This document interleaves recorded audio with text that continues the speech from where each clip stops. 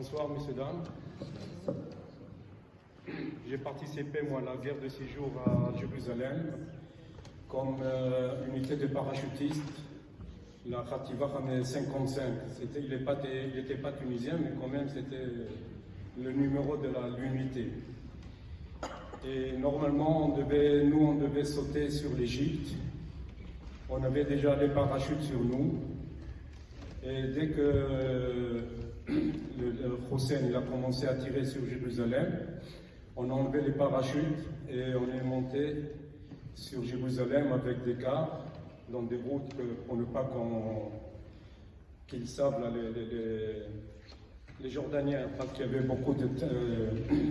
il y a des satellites et il y a tout qui peuvent identifier les voitures ou bien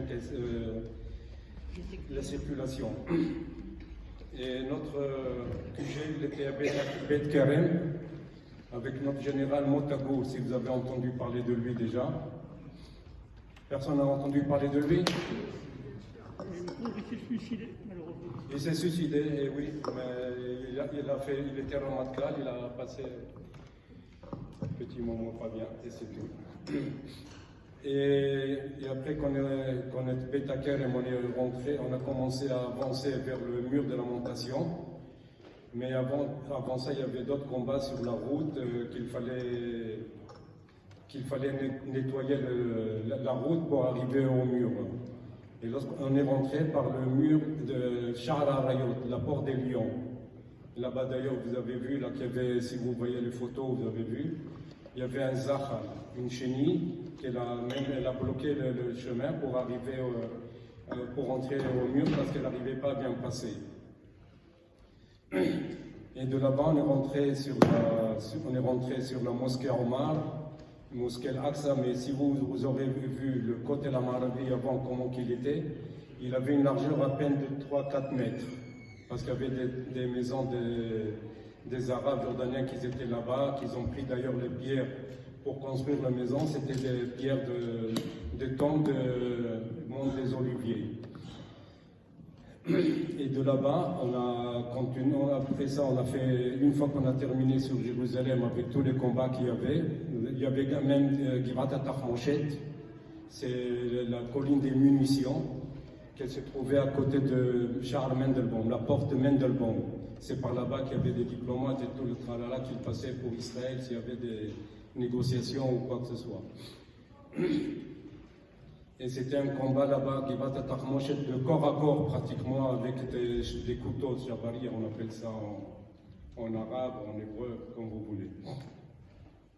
Et une fois qu'on a fini sur Jérusalem, on a fait notre fête sur le Harabait, où il y avait la mosquée, il y a la mosquée Omar d'ailleurs, là-bas, si vous la voyez, laquelle que c'est. Et l'Aqsa aussi, là-bas. La coupole d'or et la coupole Nerosta. Et une fois qu'on a fini notre fête, on a continué notre route sur le Golan, parce qu'il n'y avait pas assez de soldats là-bas il fallait un peu d'autres unités pour combattre sur le Golan également. Et une fois qu'on a fini le Golan, on est arrivé jusqu'à Konetra. Et de là-bas, après, on est rentré chacun chez soi. Et moi, lorsque j'étais là-bas en réserviste, je venais de finir mon service militaire à même pas un an, qu'il y avait un soldat de notre unité qui est venu nous appeler qu'on est mobilisé. Il s'appelait Hezkel Katan, qui a été tué, hélas, à la guerre de Kippour. Tout cela, c'était des parachutistes. On était tous des parachutistes, on avait des ailes. Moi, d'ailleurs, j'ai 10 sauts. 8 de jour et 2 de nuit. Et d'ailleurs, maintenant, chaque soldat qui veut sauter ou bien il veut rentrer à l'armée, il demande la permission des parents qui leur signent un papier qu'il peut sauter, qu'il peut être parachutiste. Mais moi, je voulais faire surprise à mes parents, je ne voulais pas leur dire que j'allais sauter. Je suis rentré d'un coup à la maison après 2 semaines d'entraînement, 3 semaines d'entraînement. Je suis rentré avec les ailes. On avait des ailes avec un fond bleu. Ça, j'avais 5 sauts, 4 sauts de jour et 1 de nuit. Mais après ça, dans le Milouïm, la réserviste, on a fait encore 5 sauts pour renouveler les sauts, pour ne pas qu'on soit apte pour s'il y avait la guerre sur l'Égypte, qu'on devait sauter. Mais il n'y avait aucun soldat qui a sauté sur l'Égypte, cette guerre-là. Tout c'était à pied.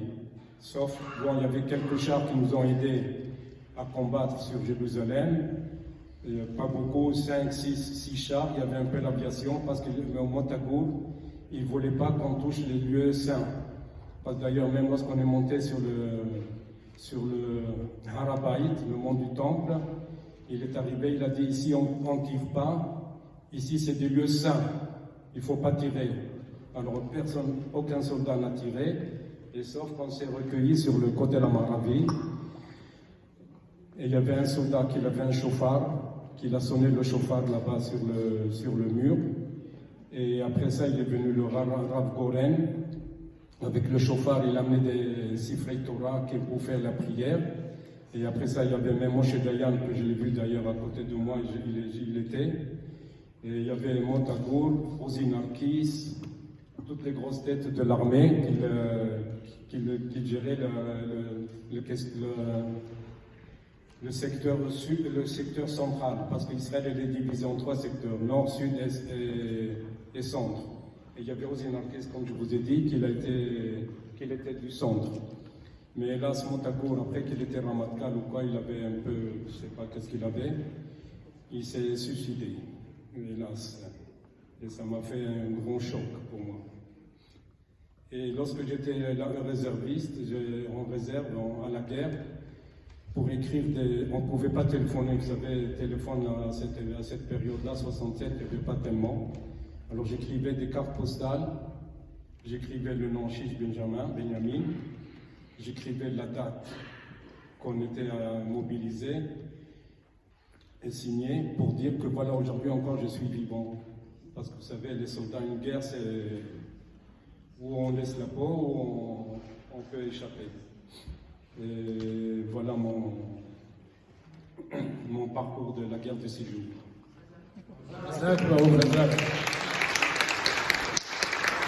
Effectivement, il faut rendre hommage à l'ensemble de tous les Chayalim qui ont donné leur vie pour Israël ou qui continuent justement à servir les frontières d'Israël et pour que notre dignité voilà, vous soit savez, présente. j'ai ici la médaille de reconnaissance que chaque soldat qui a combattu sur Jérusalem ou bien ailleurs, on a eu un diplôme ou bien un papier, qu'on a participé à la guerre de 6 jours sur chaque lieu, il avait sa carte.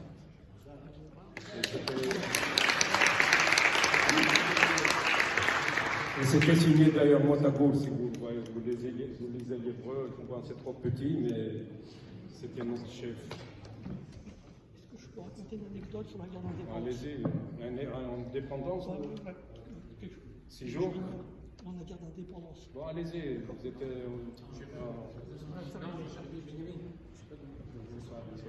parce qu'on n'a pas le temps. Désolé, mais on ne peut pas allonger la soirée. On va céder d'abord la parole à notre président, Jacques Mobot.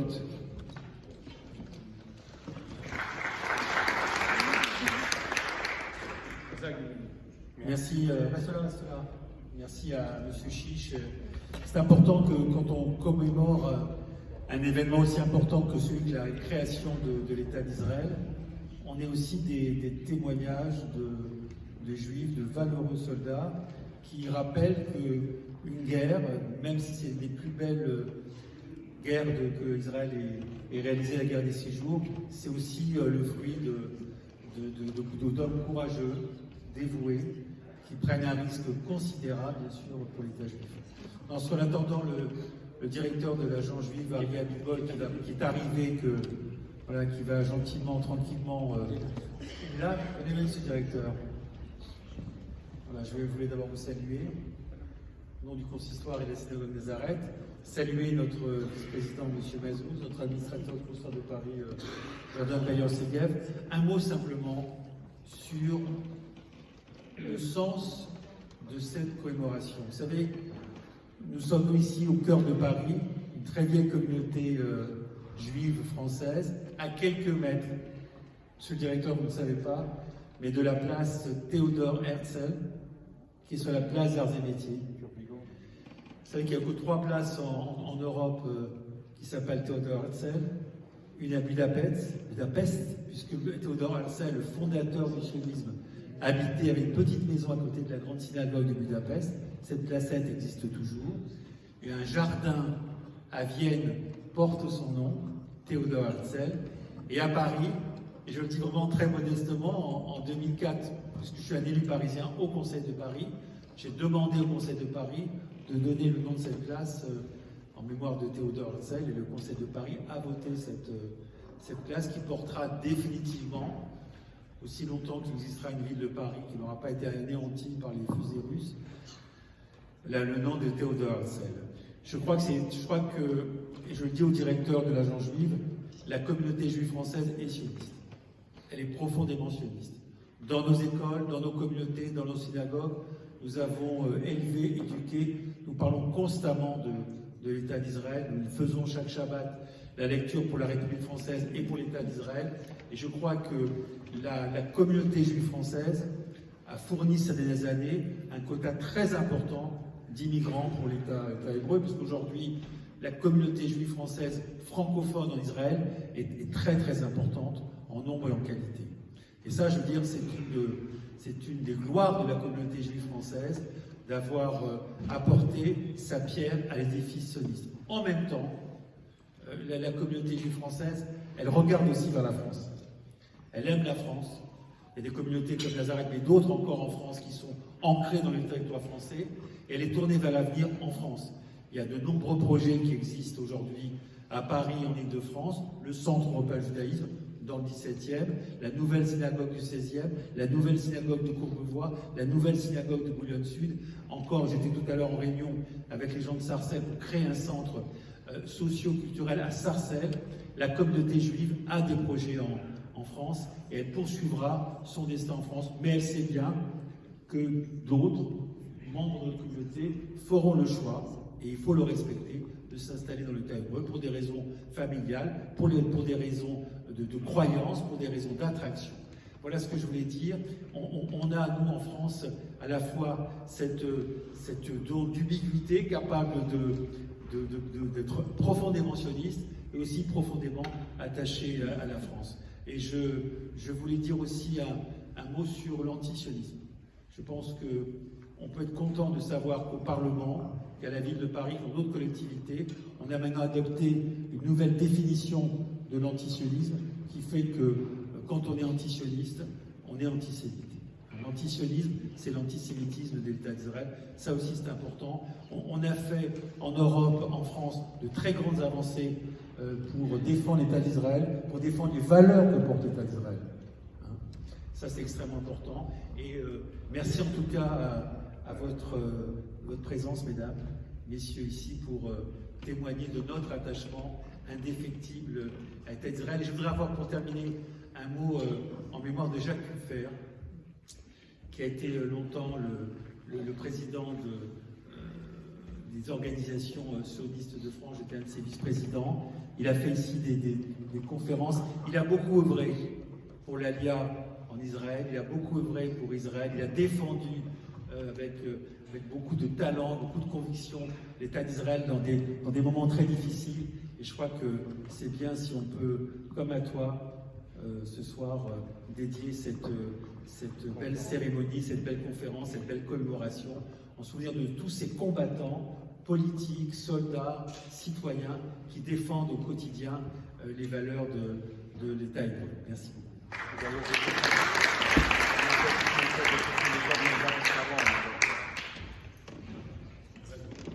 En tout cas, et merci à notre rabbin d'avoir organisé cette version. Merci.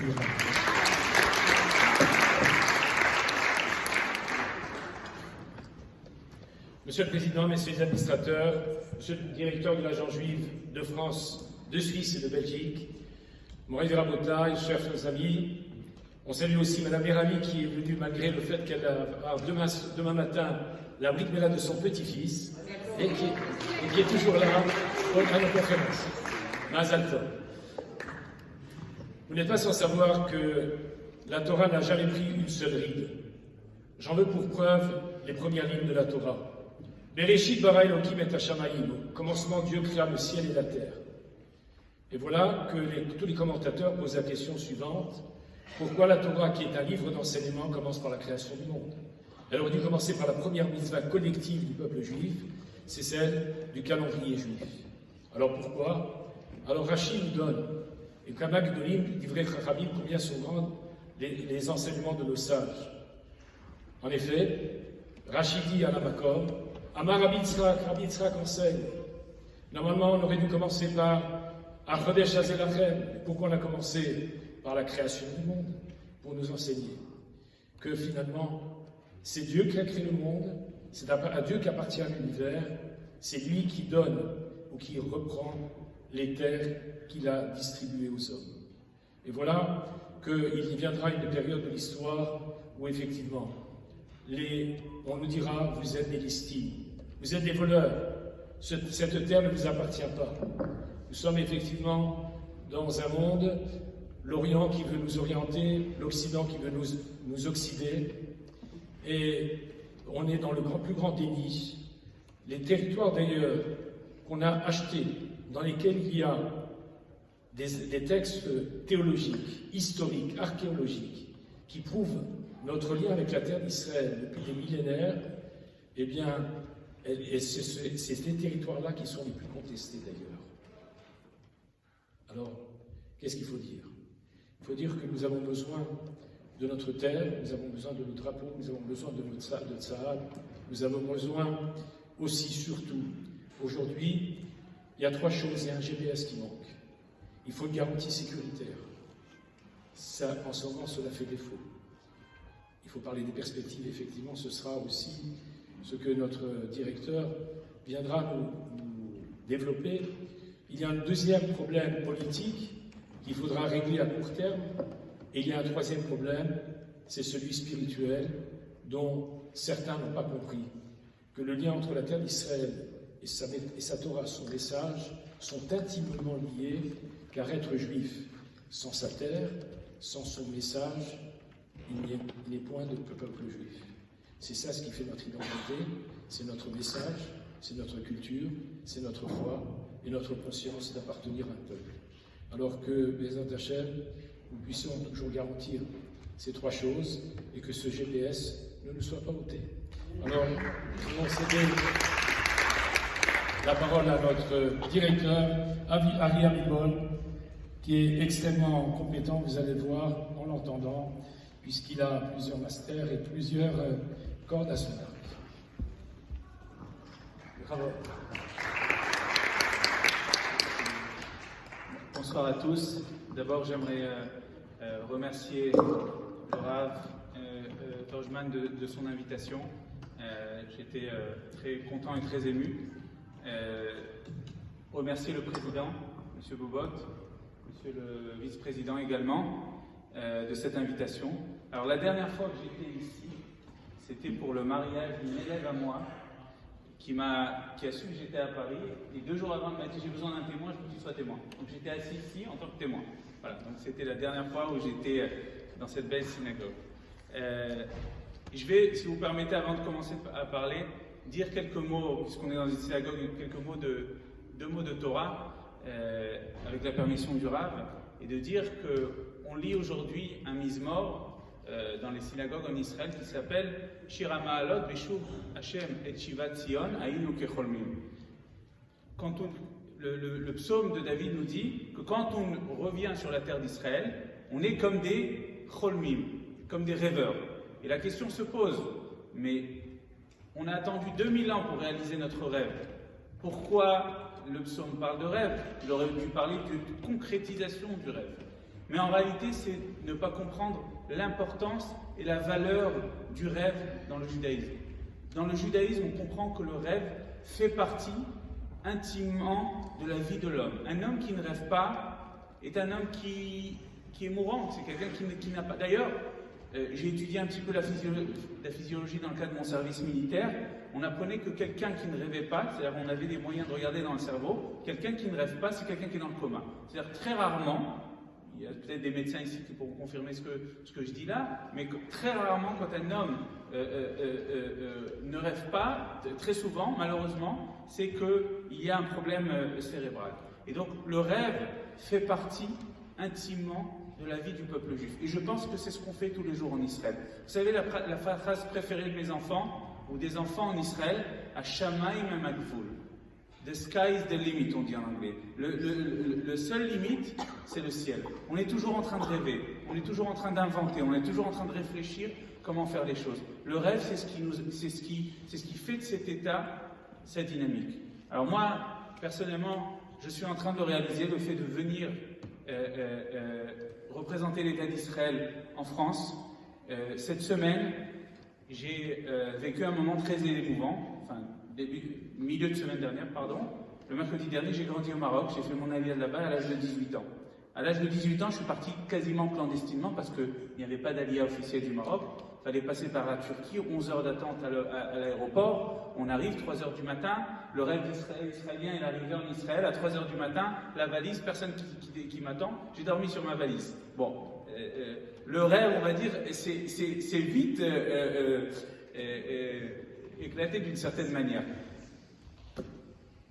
Mercredi dernier, j'ai pris le vol d'El Al, Tel Aviv, Casablanca, pour retourner en tant que représentant, en tant que directeur de l'agence juive au Maroc, pour retourner 24 ans plus tard dans un vol de l'État d'Israël.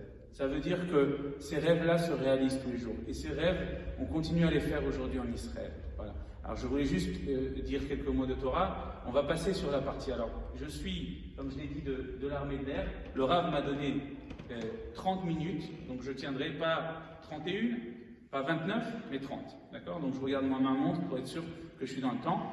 Surtout parce que j'aimerais pouvoir échanger.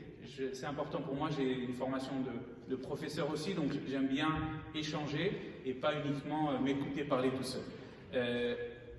Juste pour parler de ma formation, et ce qui me donne la possibilité de parler de tout ça, j'ai fait des études en Israël à l'Université hébraïque de Jérusalem de sciences politiques et de relations internationales. J'ai une licence et un master de l'université dans ces domaines-là. Je connais relativement bien le domaine politique en Israël, où on avait créé il y a quelques années de cela un mouvement pour que les Olim français soient plus représentés dans la politique israélienne. Donc on va dire que c'est un domaine que je connais relativement bien. Et je vais essayer de passer sur quelques défis, comme on avait défini avec le Rav, de l'État d'Israël. Vous pouvez m'arrêter, je vois plus ou moins tout le monde, si vous avez des questions quand je finis à chacun des thèmes. J'ai pris 4 défis, mais on pourra en prendre beaucoup plus d'autres. Je vais commencer par le premier, qui en général est quelque chose qu'on voit le jour de Yom Ha'atzmaut. On fait un recensement de la population en Israël.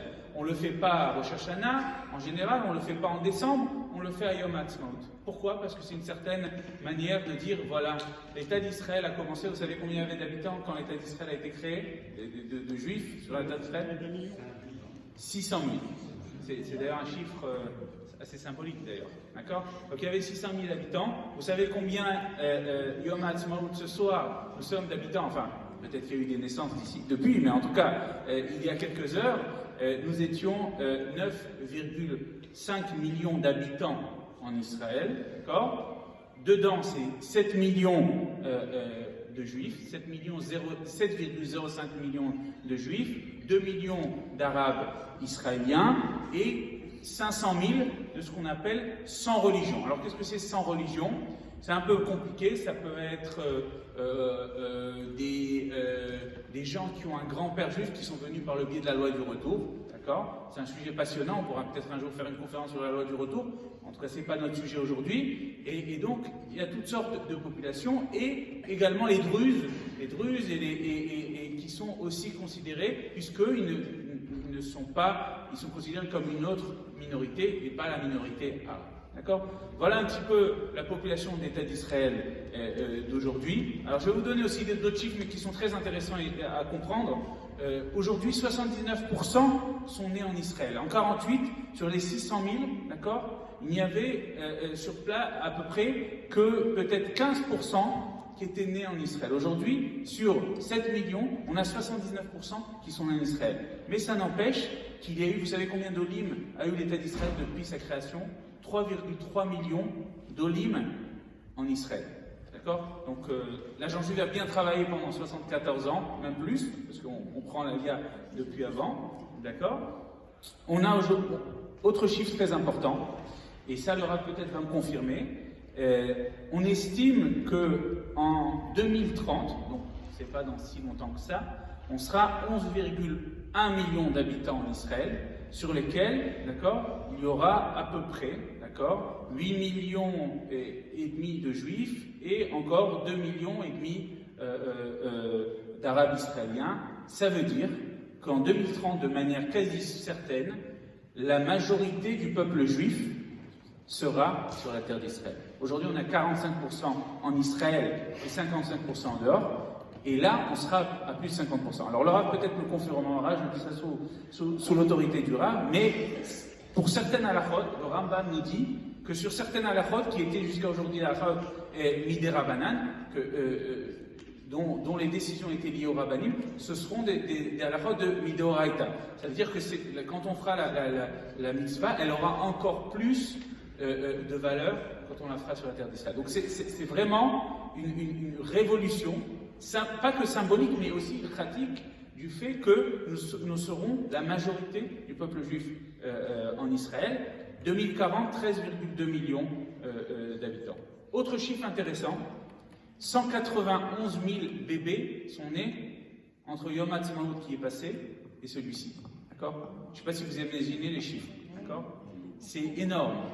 Et quand je vais parler maintenant d'une autre donnée importante, c'est l'Aliyah. Cette année, depuis 20 ans, on a le plus haut chiffre d'Aliyah. On a aujourd'hui 38 000 olim de Yom HaTzmaut qui est passé à celui-ci. Pourquoi? Je pense que vous connaissez la raison. Il suffit de regarder la télévision française et israélienne un peu partout pour voir que la raison principale cette année de cette hausse de l'Aliyah, c'est la situation des Juifs d'Ukraine et de Russie, qui, à eux tout seuls, représentent la moitié de cette Aliyah-là. Comme Monsieur le Président Bobot a dit tout à l'heure, nous avons aussi eu une grande Aliyah de France cette année, plus de 3500 olim sur l'année 2021. Juste pour donner un exemple, une illustration, uniquement 7 fois dans l'histoire d'État d'Israël, l'Aliyah de France a dépassé 3000 olim. Et là, c'est une des 7 fois. D'accord? Donc, juste pour comprendre que le corona, ce qu'on appelle l'Aliyah liée au corona, a augmenté également pendant cette période. D'accord? Ça, c'est les données telles qu'elles sont. Maintenant, pourquoi c'est un défi, la démographie? La démographie, c'est un défi pour plusieurs raisons. La première, comme je l'ai dit, parfois, il y a des aliotes qui vont nécessiter une urgence. Je ne sais pas si vous savez, mais au Chili, un équivalent de Chavez et de... Je rentre un peu dans la politique en France, mais de Mélenchon chilien a été élu là-bas au Chili. La moitié de la communauté juive du Chili est ou est en train de faire son aliyah, parce que on rentre dans des positionnements complètement anti-israéliens, pro-palestiniens. Vous savez que la population palestinienne au Chili, dans ces pays d'Amérique du Sud, sont très grandes. D'accord? Donc ça, c'est aussi quelque chose que nous voyons, et c'est un défi pour l'État d'Israël. Est-ce que l'État d'Israël est capable d'accueillir d'un coup des dizaines, des centaines de milliers de juifs? Comment on fait ça, etc. Donc ça fait partie d'un des défis démographiques. Et on m'a posé la question, une fois on m'a interviewé à une des radios juives ici, et on m'a posé la question, on m'a dit, est-ce que vous êtes prêts s'il y a un jour une grosse alliée des juifs d'Europe? Moi je m'occupe de tous les pays d'Europe de l'Ouest, de la région, et j'ai répondu qu'en effet, l'agent juif a toujours un plan quinquennal de 5 ans qui permet de parer à des situations où il y a une urgence, quelle qu'elle soit, où qu'elle soit dans le monde, qu'on puisse répondre à ça, parce que ça demande une organisation de pouvoir faire monter des gens. Là, notamment les Juifs d'Ukraine, je ne sais pas si vous êtes conscients de ce qui se passe là-bas, mais les gens sont partis une main devant, une main derrière, ils n'avaient rien. C'est-à-dire, ils se sont levés un matin, des bombardements sur leur ville, et ils sont partis comme ça. C'est-à-dire qu'il va falloir, dans ces cas-là, donner des logements à ces gens-là, leur donner de l'argent, de prévoir un budget pour ça, etc. Toutes ces choses-là font partie d'un des défis démographiques de l'État d'Israël. Un autre défi démographique, que vous connaissez sûrement, c'est par rapport à la population arabe et palestinienne autour. Et la guerre de la démographie, elle existe en fait depuis 1948 jusqu'à aujourd'hui. C'est-à-dire qu'elle ne s'est jamais arrêtée. Sauf que, sur ce point-là, l'optimisme est relativement de marque depuis maintenant 15-20 ans. Pourquoi? Parce qu'on s'est dit, les Juifs s'occidentalisent, les Arabes un peu moins, donc ils auront une natalité plus grande que la nôtre. Alors, comment expliquer ça? Honnêtement, quand je parle à des démographes, et j'ai fait, dans le cadre de mes études, une spécialisation sur la démographie avec le professeur Sergio de la Pergola, quand je lui ai demandé, mais comment on peut expliquer ça? Il m'a dit, c'est difficilement explicable. Israël est le pays occidental de l'OCDE avec la plus grosse natalité. Alors, bien sûr, il y a une des raisons, on va en parler plus tard, c'est la population ultra-orthodoxe qui, elle, a une moyenne d'enfants plus élevée. Mais malgré tout, elle ne représente que 14% de la population israélienne. En fait, les Israéliens, d'accord, font plus d'enfants, tout simplement, que les autres pays occidentaux, et par rapport à la population arabe, quasiment les mêmes chiffres. C'est-à-dire qu'on arrive à tenir plus ou moins les mêmes chiffres. Et dans ce cas-là, il n'y a pas de menace démographique tant qu'on gardera ces chiffres-là. C'est la raison pour laquelle, et je vais peut-être dire quelque chose qui ne fait pas partie du consensus, mais que j'entends chez certains politiques israéliens et certains membres du ministère de l'économie, c'est quand on parle d'Aliyah et qu'on dit quel est l'intérêt de l'Aliyah, notamment au niveau démographique, au niveau économique, etc. Une fois un homme, bon vous savez les gens de ce que vous appelez ici les gens de Bercy, des gens un peu froids qui regardent leurs chiffres et leurs tableaux. Il m'a dit une phrase, mais je pense qu'elle fait réfléchir. Il m'a dit la chose suivante, il m'a dit tu sais Ariel, si je baisse les impôts sur la voiture à cette place, d'accord, j'aurai plus de naissances de bébés juifs que vous ne pouvez amener d'Oli, mais ça me coûtera moins cher. D'accord? Juste pour que vous compreniez les chiffres où ils sont. C'est-à-dire qu'aujourd'hui, l'enjeu, quand je vous dis qu'il y a 191 000 enfants qui sont nés cette année, on va dire 150 000 pour arrondir qui sont des enfants juifs, d'accord? Sur une aliyah de 30 et quelques mille, il y a 5 fois plus de naissances qu'il n'y a d'aliyah. C'est-à-dire que si on regarde d'un point de vue d'un investissement pour l'État d'Israël, c'est même plus intéressant d'investir là-dessus. Alors maintenant, bien sûr, ce n'est pas du tout la vision d'aucun des premiers ministres qui sont passés depuis la création de l'État d'Israël, parce que l'aliyah est une valeur extrêmement importante pour le peuple juif. Mais juste pour expliquer que le sujet démographique ne s'arrête pas uniquement à ça, il s'arrête aussi à des sujets économiques qui sont liés à l'État d'Israël.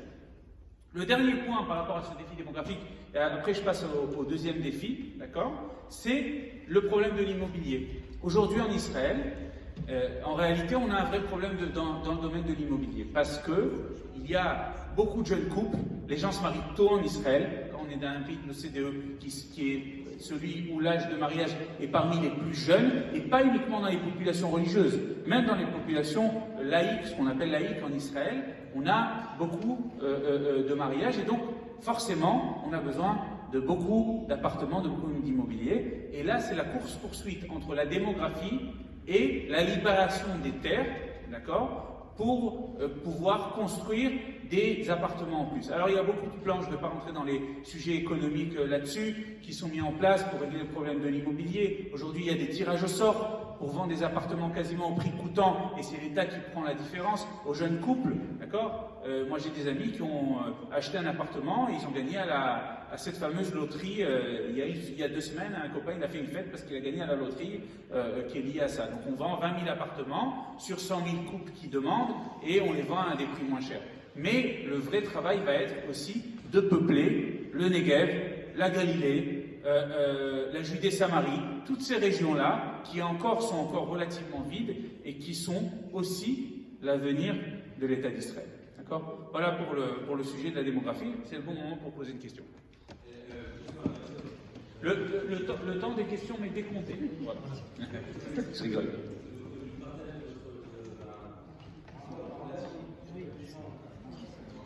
Oui. Merci pour le partage de cette thématique et de cette soirée. Vous avez dit qu'il y a des régions qui ne sont pas peuplées, mais moins peuplées.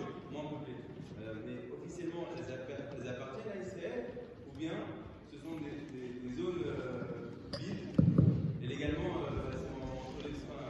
Si vous faites référence à la Judée-Samarie, notamment, la Judée-Samarie, il y a trois types de zones. Il y a zone A, zone B, zone C. Zone A, c'est une zone exclusivement palestinienne après les accords d'Oslo. La zone B, c'est une zone qui est partage au niveau sécuritaire, mais qui est, on va dire, qui n'est pas habitée en général, qui ne peut pas être habitée par les deux parties. Et la zone C, qui est la zone complètement juive. D'accord ? Donc dans la zone C, même s'il y a aujourd'hui beaucoup moins d'opportunités de construire, malheureusement qu'avant, parce que, heureusement et malheureusement, heureusement parce qu'on a une grande population qui habite dans ces régions-là aujourd'hui, il y a plus de 700 000 juifs qui habitent dans ces régions-là. Donc quand on entend très souvent les Européens et d'autres partis dire on va évacuer les juifs de là-bas, aujourd'hui, d'un point de vue politique, démographique, c'est devenu impossible. D'accord ? Vous imaginez le cataclysme qu'il y a eu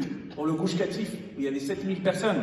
Vous imaginez aujourd'hui ce que c'est que faire partir un tel nombre de personnes. Donc aujourd'hui, c'est devenu une réalité. Les Américains le savent, les Européens le savent. Ils continuent à dire les mêmes choses parce que voilà, ils continueront à les dire visiblement. Mais c'est une réalité du terrain. D'accord ? Donc ça, c'est la réussite.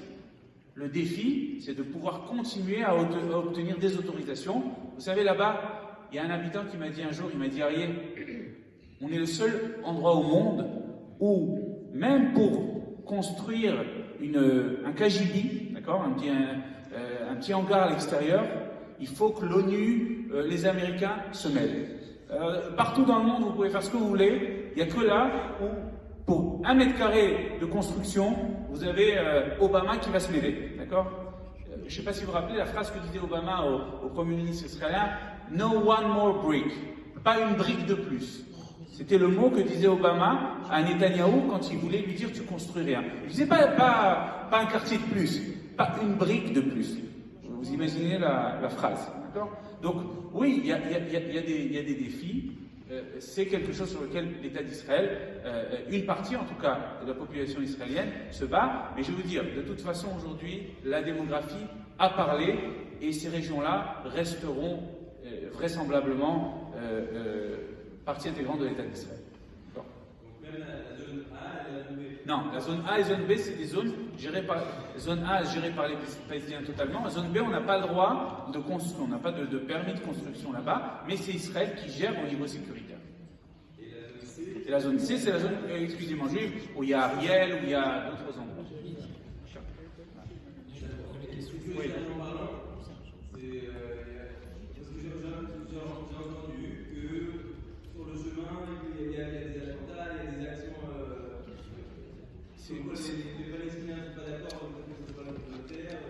Je veux dire, les 4 ou 5 derniers attentats qui ont eu lieu ces dernières semaines, malheureusement en Israël, ont tous eu lieu dans des villes israéliennes. Donc, c'est pas forcément... Moi, je voyage très souvent là-bas. J'ai un fils qui est à Yeshiva à côté de Hebron, à Sousia, d'accord ? Personnellement, je me sens rassuré sur cette route. Après, c'est une question subjective. Mais en tout cas, en termes de nombre d'incidents graves, ces dernières années, ça a énormément baissé. Parce que Israël gère la sécurité de ces zones. D'accord ? Oui. Bonsoir. J'avais une petite question pour vous. C'était un petit peu que vous parliez de la révolution de l'eau qu'a réussi Israël au fil des années, qui change un petit peu ses relations avec ses voisins, et aussi ce qu'elle peut apporter même dans des pays très lointains avec un savoir-faire. Même penser que dans les pays africains, et ce sont les premiers écologistes, puisque l'agronomie est devenue extrêmement peu consommatrice d'eau, donc il y a beaucoup de choses qui sont très intéressantes, et je crois qu'Israël a un vrai message et pour nous une grande curiosité. Alors je vais dire quelques mots là-dessus. Je vais raconter une petite histoire. Quand on allait au Shabbat du CNEF, quand on était fraîchement arrivé en Israël, le CNEF c'est le Centre national des étudiants francophones. Et alors à Shavuot, le jeu, le minag, je sais pas, c'est de jouer avec l'eau. Je me rappelle, il y a plus de 20 ans de ça, quand on venait, on jouait, ne joue pas avec l'eau, il n'y a pas d'eau en Israël. Je me rappelle, c'est la phrase qu'on se disait à l'époque en Israël. Aujourd'hui, comme vous le précisez, Israël a fait tout un système de désalinisation de l'eau de mer, d'accord, qui marche très bien et qui fait qu'aujourd'hui Israël n'est plus dépendante en termes de besoin d'eau. Je ne parle pas forcément d'agriculture, ou je parle même de consommation. Aujourd'hui, on a beaucoup moins de problèmes d'eau à ce niveau-là. Vous avez rajouté un point important aussi, c'est que l'agriculture israélienne, vous connaissez le fameux système de goutte à goutte, etc. Tous les systèmes israéliens font qu'aujourd'hui, même l'agriculture et la consommation d'eau n'est plus un problème aujourd'hui pour Israël. Alors c'est quelque chose qu'on exporte. Moi j'ai un ami qui m'a dit récemment qu'il est allé à Dubaï par rapport à ça. Il parlait notamment des palmiers. Ils aident à Dubaï à l'irrigation avec moins d'eau des palmiers, etc. Je sais qu'au Maroc, depuis des années, moi j'étais jeune, je vous ai dit que j'ai grandi au Maroc, j'étais jeune, je me rappelle, j'avais 14-15 ans, mes parents faisaient rentrer la dame discrètement, c'était une Israélienne, ingénieure du Technion, qui venait aider les Marocains dans l'irrigation des terrains au Maroc. C'était en accord avec, de manière secrète naturellement, avec les autorités marocaines, et je me rappelle qu'elle venait passer Shabbat chez moi à la maison. Donc c'est quelque chose sur lequel Israël, bien sûr, est connu dans le monde et exporte ce sujet-là, et c'est vrai, vous avez raison de le préciser. Voilà, c'est un point important. Alors je vais passer au prochain défi. Je ne vais pas rester longtemps dessus parce que je pense que c'est un sujet que vous connaissez bien. Encore plus si vous regardez, j'imagine, I24 sans vouloir faire de la pub à aucune chaîne. Mais en tout cas, j'imagine que vous regardez les chaînes israéliennes. Mais en tout cas, c'est le sujet du défi sécuritaire. Alors, il y a le défi sécuritaire au jour le jour, qu'on appelle le lien avec les mouvements palestiniens, que ce soit le Hamas, le Djihad, ou même certains mouvements qui sont liés à l'OLP, au mouvement de Mahmoud Abbas. Et là, naturellement, Israël, même si ça ne représente pas un danger stratégique, vous savez, il y a deux types de dangers. Il y a un danger stratégique et un danger tactique. Le tactique, c'est ce qui est plus ponctuel et qui a moins de danger de destruction de l'État, Shalom, d'accord? Alors que le danger stratégique, c'est un danger beaucoup plus long terme, beaucoup plus complexe par rapport à un État, d'accord? Donc, c'est des dangers tactiques. Alors, c'est la guerre du chat et la souris. Avant, c'était des missiles, ils jetaient sur nous des missiles. Aujourd'hui, on a mis en place un système, le fameux dôme de fer, qui pas de Barzel, qui arrive à intercepter 95 à 97% des missiles. Malheureusement, parfois, comme dans tout système, il y a des failles et du coup, malheureusement, là, le Premier ministre, justement, à la cérémonie aujourd'hui, a enlacé la maman d'un petit garçon qui est mort à Sderot, à Yom Yerushalayim dernier, à cause du missile qui a transpercé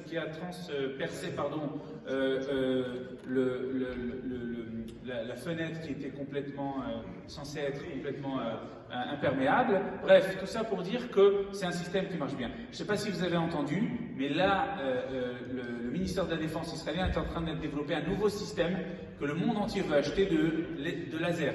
Alors, quel est l'avantage du laser? D'abord, le laser, si vous voulez, c'est une couche, c'est un petit peu comme dans les films, hein, c'est ce que vous voyez dans la science-fiction. Quand je disais que tout à l'heure Israël est un pays de rêveurs, c'est vraiment ça. Ils ont mis en place un système de laser qui, en fait, tout simplement va couvrir toute la zone, et tout missile qui va s'approcher de la zone va être complètement détruit par la chaleur du laser. C'est pas difficile, c'est une chape de laser qui va intercepter tous les missiles. Il sera prêt, d'après les estimations, dans 2-3 ans. Alors l'avantage, ça coûte 10 fois moins cher, donc on n'a plus besoin de l'argent américain pour pouvoir acheter, parce que tous les missiles, chaque missile, c'est 200 000 shekels du dôme de fer. Je ne sais pas si vous imaginez la somme que c'est pour intercepter tous ces missiles-là. Donc on a gagné de l'argent là-dessus, et puis derrière ça, il y aurait visiblement 99% au lieu des 95. Vous voyez l'importance de la vie humaine pour Israël? On va développer une arme pour passer de 95 à 99% de précision de l'arme pour pouvoir sauver le plus de vies. Voilà. Juste pour dire ça. Donc par rapport à ça, d'un côté, on a réglé ce problème-là, et puis après, il y a eu un autre problème. C'était les souterrains.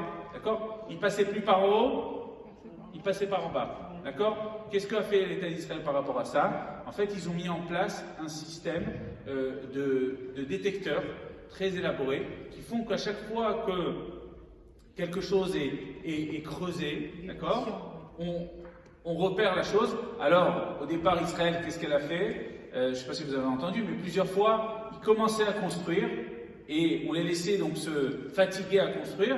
Et puis à ce moment-là, On détruisait ça par un petit événement sismologique qui faisait que pouf, tout tombait sur eux. Donc aujourd'hui, on estime qu'Israël a réglé à 95% tout le système des tunnels. D'ailleurs, on en a trouvé, et ça c'était beaucoup plus effrayant, dans le nord, avec le Hezbollah. Là, c'était bien plus problématique parce que leurs forces militaires sont plus grandes. Donc ça, c'est un problème qui a relativement, on va dire, été réglé.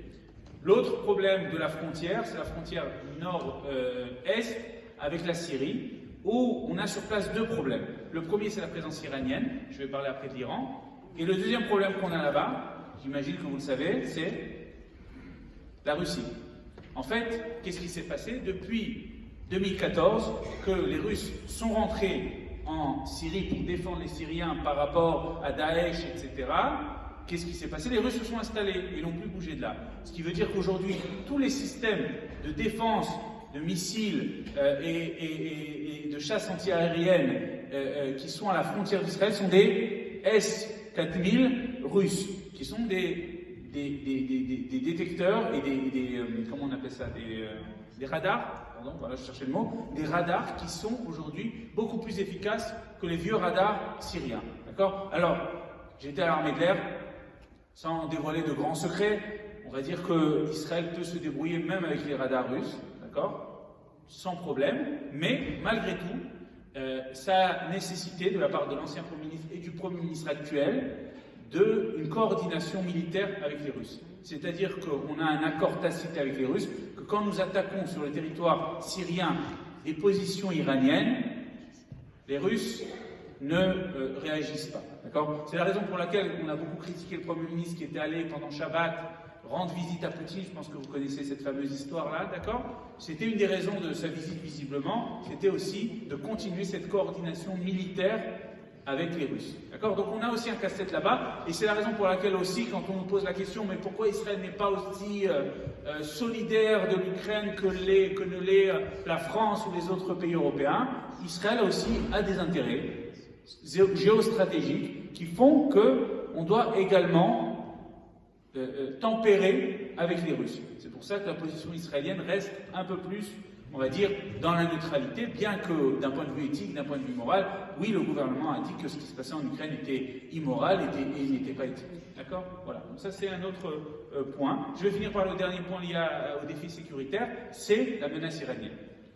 Alors, autant pour les points précédents, on va dire que j'ai été personnellement plus optimiste. Là, sur ce point-là, c'est déjà un point plus problématique, un point beaucoup plus sensible. Pourquoi ? Aujourd'hui, l'Iran est à quelques mois, quelques années, on ne sait pas exactement, enfin, moi je ne sais pas, sûrement les spécialistes israéliens le savent, de l'obtention de l'arme nucléaire. D'accord ? Maintenant, je n'ai pas besoin de vous expliquer qu'est-ce que ce serait comme danger pour nous que les mollahs obtiennent l'arme nucléaire. D'accord ? Et là, on a un véritable problème. D'abord parce qu'il faut décider qu'est-ce que fait Israël. Il y a la position européenne et américaine qui est de dire on négocie avec l'Iran, on leur enlève les sanctions militaires, mais on les oblige à arrêter complètement le développement de l'arme nucléaire. D'accord ? Alors qu'est-ce qu'on a fait ? Qu'est-ce qu'on a fait avec ça ? D'un côté, on les a arrêtés, mais d'un autre côté, on leur a donné des milliards et des milliards de dollars pour pouvoir vendre leur pétrole, parce que vous savez que c'est une grande puissance pétrolière, l'Iran, et leur permettre d'avoir de l'argent, alors qu'on les a asphyxiés pendant quelques années, d'accord ? Et avec cet argent-là, le jour où ils décident que l'accord s'arrête, eh ben, ils vont pouvoir développer leurs armes, sans parler du terrorisme international, sans parler de toute autre chose que les Iraniens essayent de faire pour déstabiliser Israël, ne serait-ce que début de cette semaine, je ne sais pas si vous avez vu, vous pourrez regarder, il y a eu des tentatives d'attentats contre des représentants israéliens en Turquie et dans d'autres pays. D'accord ? Donc tout ça pose un véritable problème. D'un autre côté, continuer avec les sanctions, mais les laisser librement développer l'arme nucléaire, c'est aussi un problème. Alors vous allez me poser la question, mais pourquoi pas détruire ? Pourquoi pas faire ce qu'on avait fait en Irak, pour ceux qui ont connu cette période-là, dans les années 80, la fameuse usine Osirak, subventionnée par Jacques Chirac. Pourquoi ne pas faire la même chose en la détruisant ? D'accord ? Le problème, c'est que l'Iran a des infrastructures, elle a appris de l'erreur irakienne, et leurs infrastructures sont dans plusieurs zones. À Bordeaux, à Natanz, dans plusieurs endroits, on retrouve cette arme.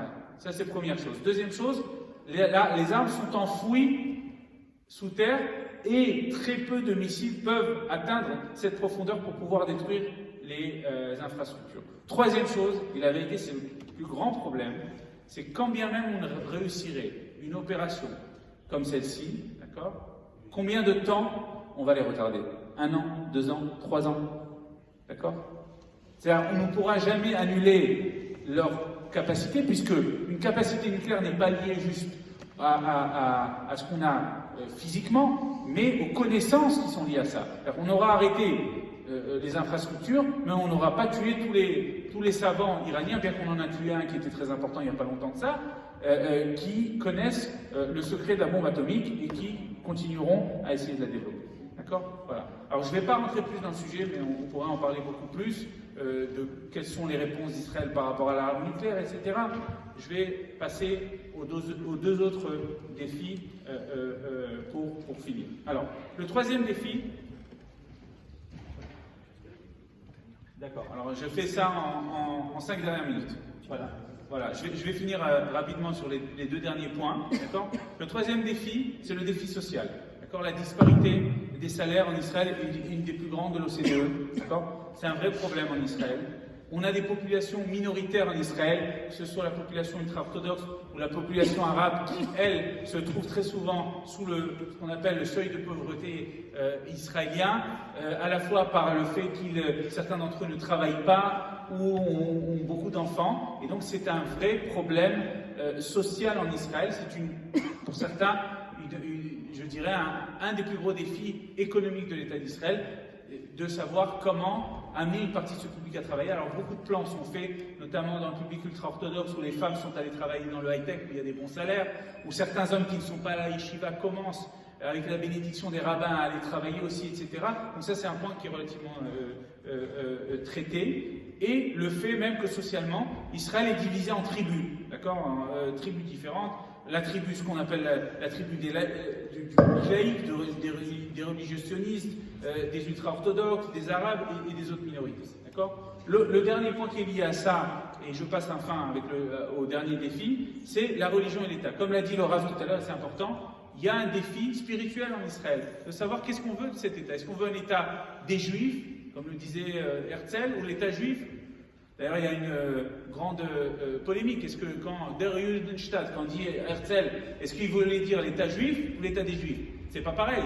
L'État des Juifs, c'est un abri, c'est un endroit où les Juifs sont, mais qui n'est pas forcément un caractère juif ou religieux, alors que l'État des Juifs, c'est autre chose. D'accord? Donc tout ça, ça fait partie du défi social de la société israélienne. Et enfin, le dernier, mais je vais le passer rapidement parce qu'il est, je pense, le moins intéressant, pour certains en tout cas, c'est le défi politique.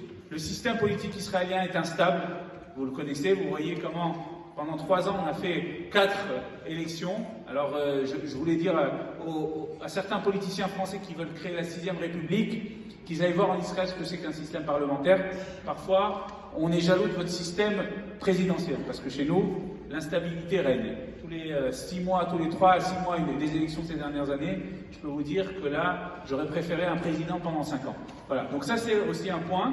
Et cette situation politique est provoquée ou provoque, on ne sait pas si c'est l'œuf ou la poule, une polarisation, une bipolarisation de la société israélienne entre les laïcs de gauche, je dirais pour un petit peu généraliser, et les minorités, et d'un autre côté, la partie plus religieuse, orthodoxe, religieuse et orthodoxe, et de droite du pays. Et on a en fait 2 camps qui s'affrontent politiquement tout le temps et qui ont du mal à avoir la majorité, ce qui fait malheureusement un petit peu le problème de cela. Alors, j'ai parlé des défis, mais Laura va dire que tout à l'heure on pourra parler peut-être tout à l'heure pendant le repas des solutions. Voilà, c'était juste pour faire un petit point là-dessus et dire simplement que malgré cela, depuis 74 ans, on a un État magnifique qui est la lumière des nations et dont on est fier, dont vous pouvez être fiers et dont nous on est fiers de pouvoir y vivre. Merci et Chag Sameach.